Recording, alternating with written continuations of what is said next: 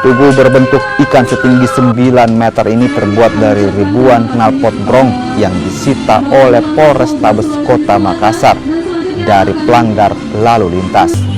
Tugu knalpot ini dibangun di kilometer 4 yang berdekatan dengan pos lalu lintas di Jembatan Layang Petarani Makassar, lantaran Jalan Petarani kerap dijadikan ajang balap liar oleh sejumlah remaja dan bahkan telah menelan korban jiwa. Tugu knalpot ini berbentuk ikan karena Kota Makassar terkenal dengan makanan enaknya, terutama ikan.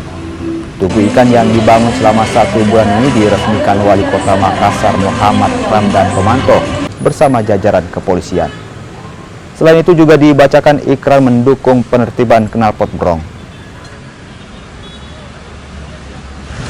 Di teman-teman di luar negeri, terutama di Eropa, pesan-pesan inilah pesan-pesan cerdas yang biasa cepat ditangkap oleh para milenial dan Gen Z, dan itu saya dengan sangat bangga telah dilakukan di Kota Makassar atas inisiatif Pak Kapolres.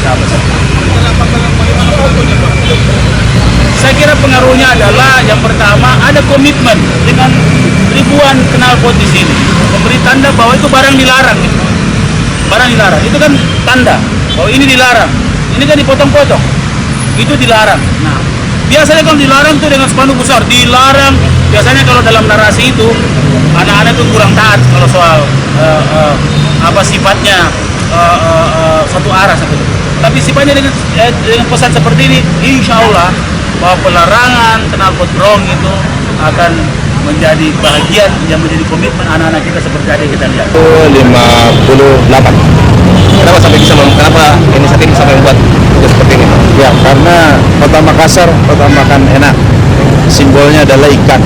Nah, sehingga saya mengambil suatu simbol itu untuk kita buatkan tugu atau monumen dari knalpot brong yang supaya tugu ini menjadikan suatu peringatan bagi masyarakat bahwa knalpot brong itu dilarang.